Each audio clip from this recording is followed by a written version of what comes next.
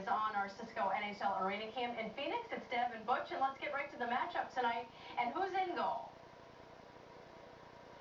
For the Coyotes, it will be Chad Johnson back, coming off the shutout, his first NHL shutout and second NHL win. Mike Smith still not ready to go, and Jason LaBarbera struggling after the first two games, so it will be Chad Johnson tonight for the Coyotes. You lost Ray Whitney, but you acquired Steve Sullivan.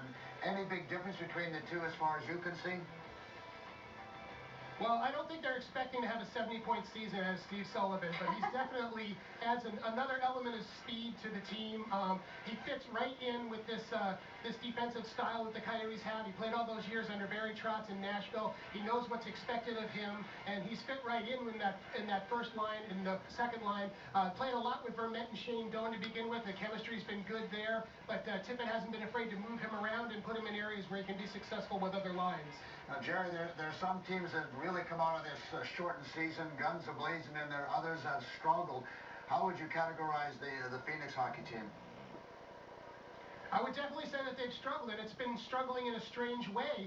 I think everybody was worried about whether or not the Phoenix would have enough offense. That hasn't been the problem. They've been scoring their 3 or 4 goals a night. The problem is that their system play has not been what it needs to be early on in the season. They've given up a lot of turnovers in the neutral zone. They put their goalies in some bad situations.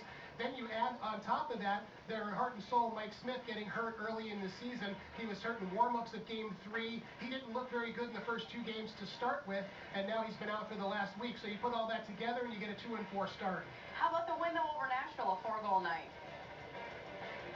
You know, that was an important game, and it was probably by far the best game that they played this season. Chad Johnson was great, but he only had to face 21 shots. I think he only faced 3 in the first period. So that lets you know that Phoenix was really doing what they do best, and that was playing in the other team's zone, holding down the shots, keeping everything to the outside. That's a blueprint for what they want to do moving forward, especially against a very talented team like Edmonton.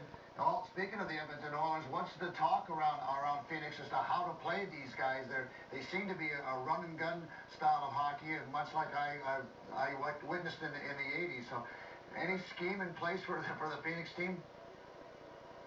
You know, they've had very good success against Edmonton the last couple of years, and what they do is what they do best, and that's frustrate teams that have a lot of high skill. They try to dumb down the game. They try to take away what they do best. Very much like when they play Chicago, a team that they've had a lot of success against.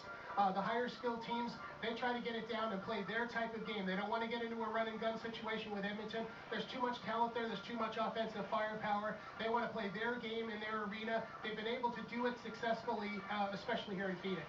And the Oilers didn't win any of the 4 games last year against Phoenix. The Coyotes won 3. Well, they won all 4. Edmonton just got the 1 point.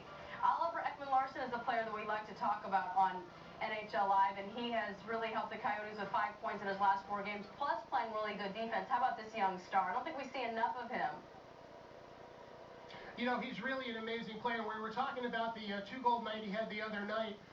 Just the way that he's able to shoot the puck. There were kinds of shots that you didn't see from him in his first year plus in the NHL. And talking to Dave Tippett, he was able to see that in Portland in the AHL this year, that kind of shot was maturing, and then he was adding another level to his game and another layer, and he was very impressed with that. He's being paired with Zbigniew McCulloch right now. The Coyotes are hoping that will be a shutdown pair for them. We were talking to Tippett today, though, and he said that he'd like to see a little bit more communication. He'd like to see them to be a little bit more animated on the ice, have one of them or the other take charge and be more vocal and talk to each other more on the ice. Now, Jerry, Shane Doan waited an awful long time to sign back on with the Phoenix hockey team. How has he played, and what's his demeanor been? You know, Shane, I don't think there was anybody in Phoenix who ever thought that Shane was going to go elsewhere. He just wanted to make sure that the team was here in Phoenix. He waited until the very end, but I don't think it was a contentious negotiation. There was always a number on the table. He's gotten off to a good start. Shane has always classically gotten off to a very slow offensive start, so he's put a couple of goals in. He's looked good.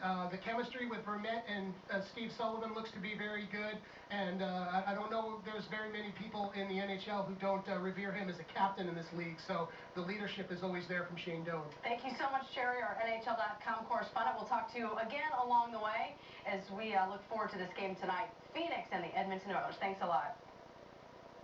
Thanks for having me. All right, so that's the Phoenix game. 4 games on tap tonight, including the one rivalry game. Their staggered starts, 7, 8, 9, and